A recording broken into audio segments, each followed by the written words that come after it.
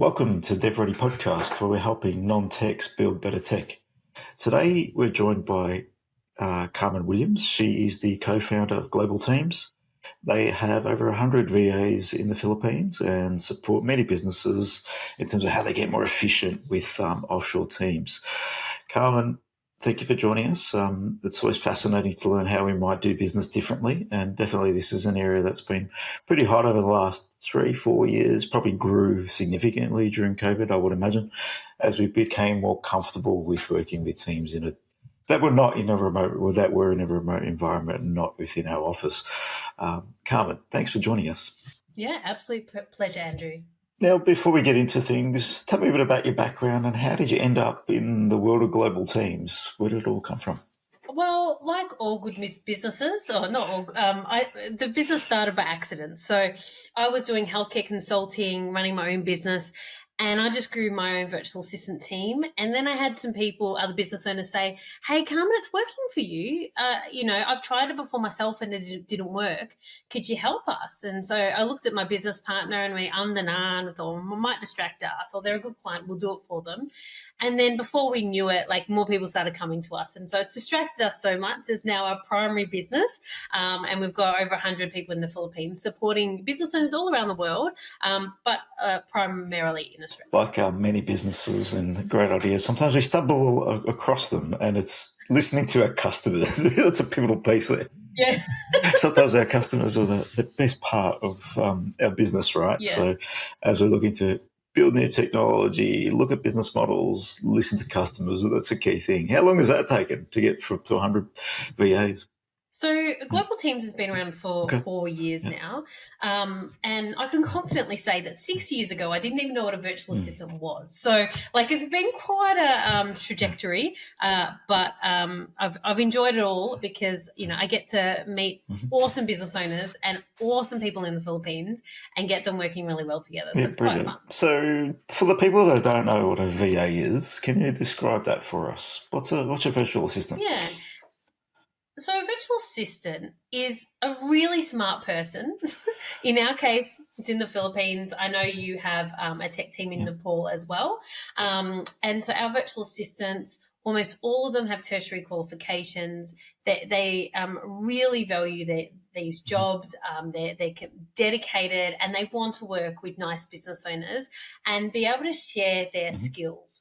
So our team have got weird and wonderful backgrounds. As I shared with you before we went live, I'm a scientist. I've got team members that are mathematicians and lawyers and chemical engineers. And so we're all using our transferable skills in a different setting. So what it means for business owners is that you've got access to super intelligent people to support you in your business.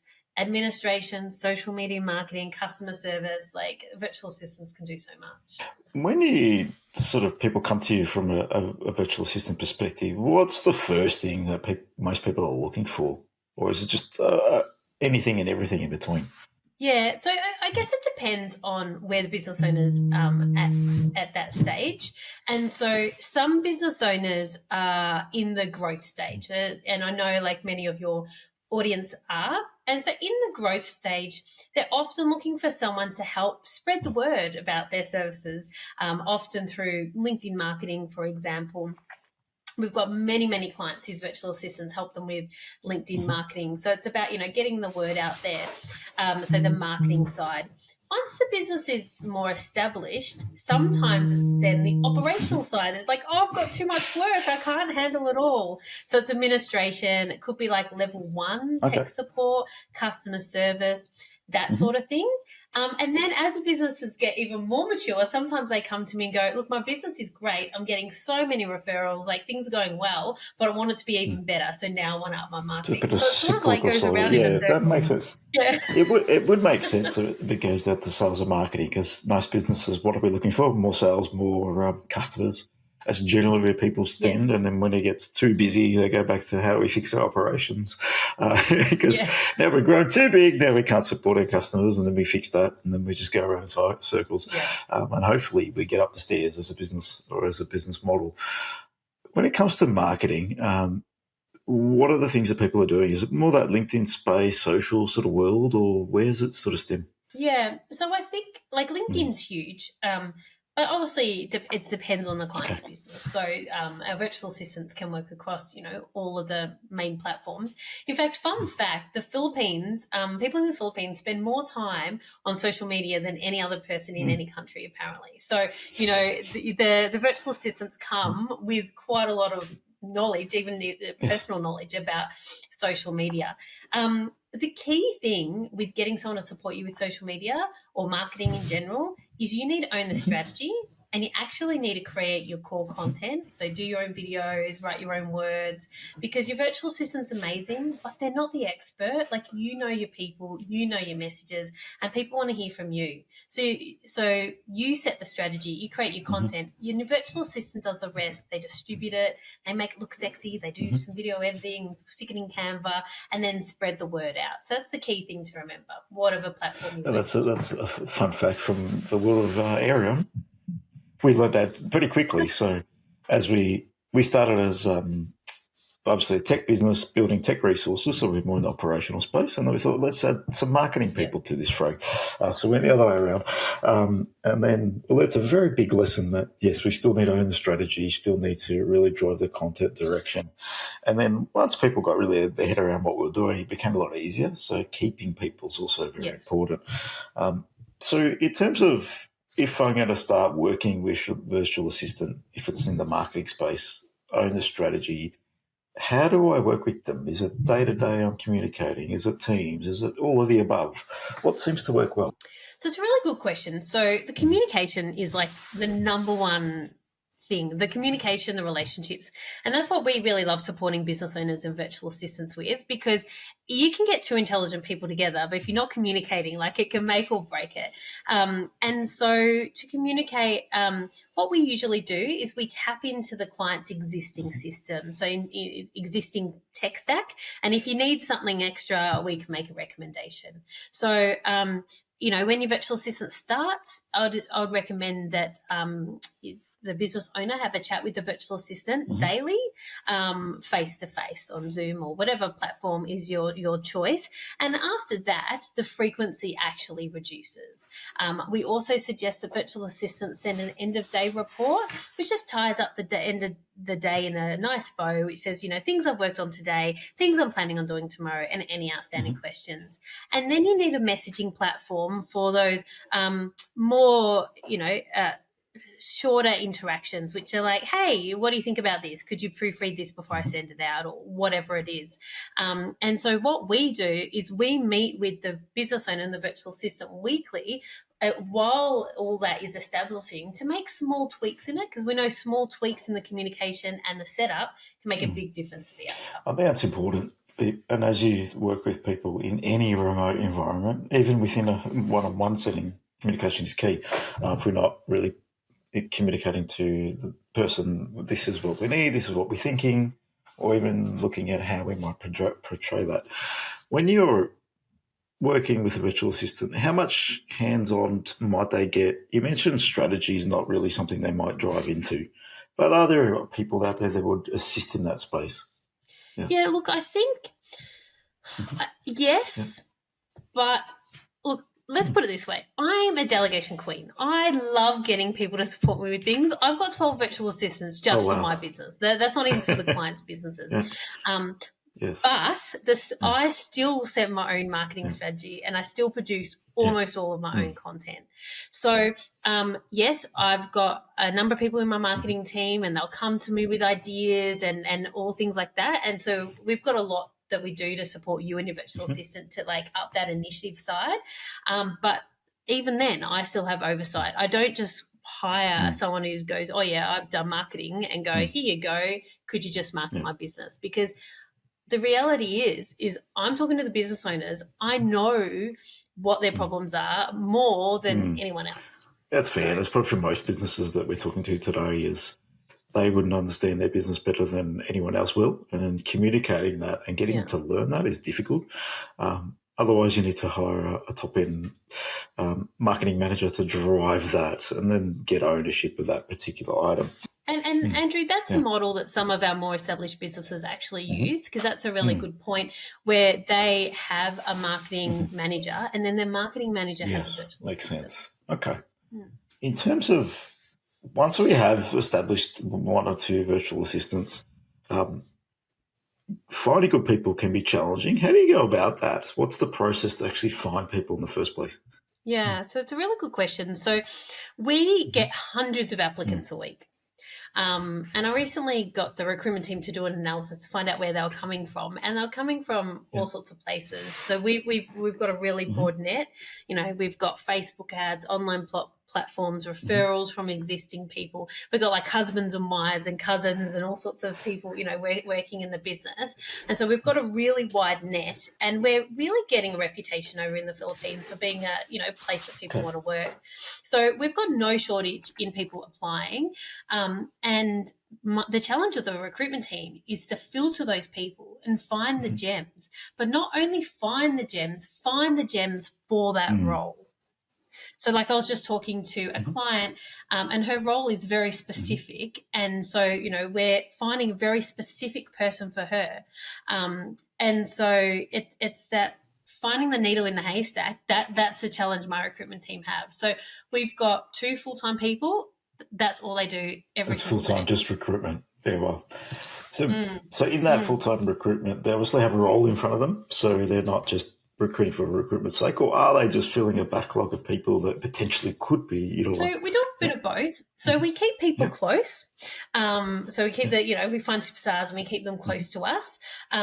But they also, you know, advertise for particular roles as well. So we've got some roles that are, you know, quite common in our business. And so for those roles, we might be able to tap into the people that are close to us. And then we get some, you know, weird and wonderful ones, which we can advertise specifically for. So it's weird a bit and wonderful. Both. What's a role that you've rolled out before that's been the most weird from your perspective?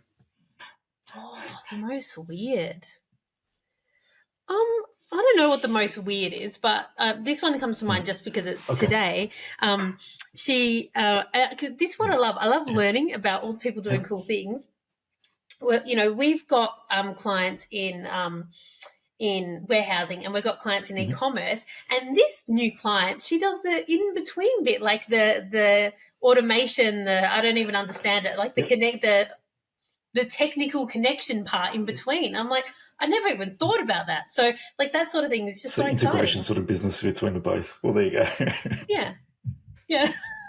There's all sorts of businesses. You'd be surprised as to what people do out there. Now, once we have good people in a VA role, what's it look like to retain them? I find when we go into offshore markets, it can be quite competitive. There could be a number of opportunities that exist in those spaces, especially for great people.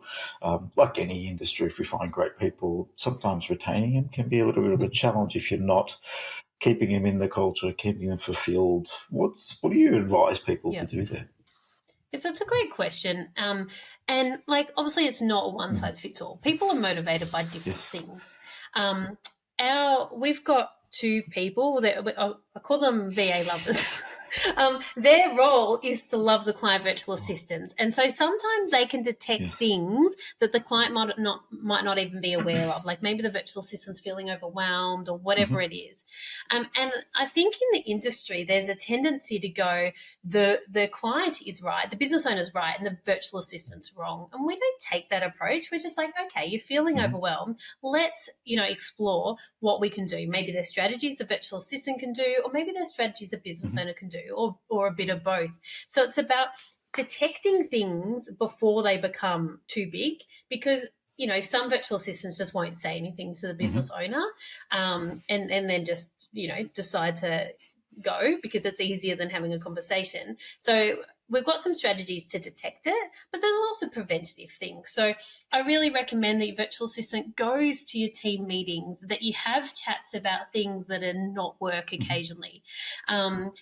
We've got all sorts of things to help the virtual assistants feel part of our team and not just the client's team. So, for example, we had them meeting in person, and you know, with Global Teams T-shirts, and we had like a whole team virtual party, and we run competitions, and we have conversations in Slack, and so to make them feel connected, instead of just like a robot, sitting at their computer. I imagine it could be a bit like that, especially if they're remote working, so in their own homes, or is it office space? How does it work for you?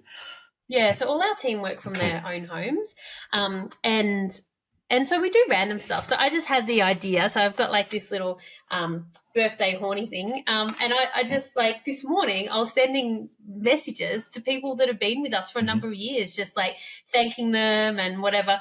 And Christy, one of our virtual assistants, wrote back, "Oh my God, I'm going to share this on Facebook. Like, in the Philippines, no business, no owner would ever do that."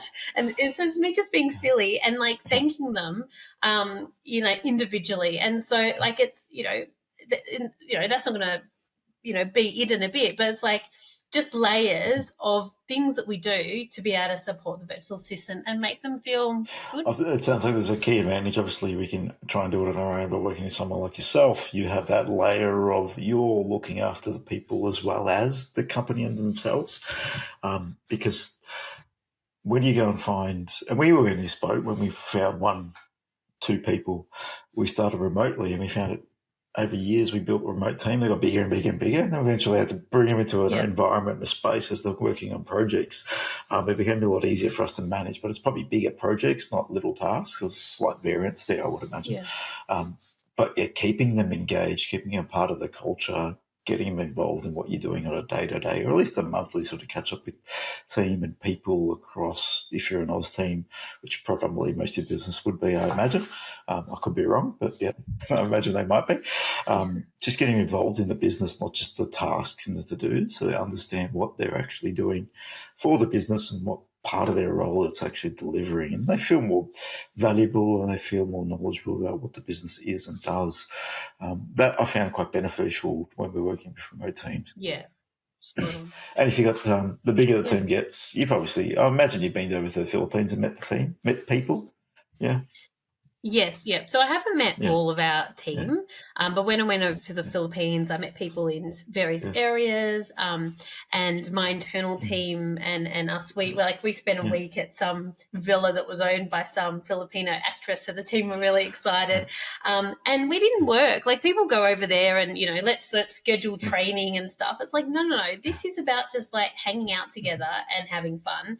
It was just so cool. You get to learn like about your team, like in a different level. Yeah, it's good to connect to them as people, because I think when they're virtual assistants, we're working with them just maybe as just work predominantly, and you find it a little bit difficult. So if you are going to go visit and spend time with them, connect to them as people. I think that's a good input for people to consider, and try and do that weekly, monthly with people too, because we get a little bit lost in the more people we have in our teams, the harder it is to connect. Yeah. So we've got a new person in accounts. She's been with us, I don't know, for a month or so, and I haven't had much to do with accounts until last week. And I just said to her, and we've been chasing, late payers and, improving our processes around that. And I just said to her, I just realised I've never had a one-on-one chat with you. Like it's always in a group setting, and we're chasing people that are, late at paying, which is not fun at all. No. So we've organised to have a chat tomorrow. Just, I don't know what we're going to chat about, but it's not going to be about people paying us late. I can let you know. Family, kids, what do you do in your spare time? It's all, no work. Not an exciting topic for anybody, yourself or her. Joyful. So now if I'm starting out, I want to go and find a virtual assistant. I can obviously go onto things like Fiverr, all those, freelancers.com. Why would I come to an organisation like yourselves? What sets you apart? Yeah, so it's a good question. So, let's face it. If you do it yourself, it's going to be cheaper. But people come to us if they want support. So if they want support with the scoping, because so many people get the scoping wrong at the start. They want support with the scoping. They want support in helping choose like the right person, because there's so many people out there. You might get hundreds of people applying. Like who's the right person, and then support with the communication ongoing and supporting your virtual assistant as well. So there's two types of people that want that support. One is like people who are just like super, mature in their business, and they're like, I don't have time. Like, I know it's worth spending, a little bit extra for this. And then there are other people who are like, this is my first time, or I've done it before and it hasn't worked. I think I need the extra support so I can make it work in my business. Yeah, so just in both camps. But I think starting out is the most difficult part. So doing it for the first time is not as easy as it sounds. Like, just grab somebody and you spend time just burning through people, testing, understanding models. I think the valuable lessons you can learn from someone like yourself is how to approach and work with someone in an offshore environment.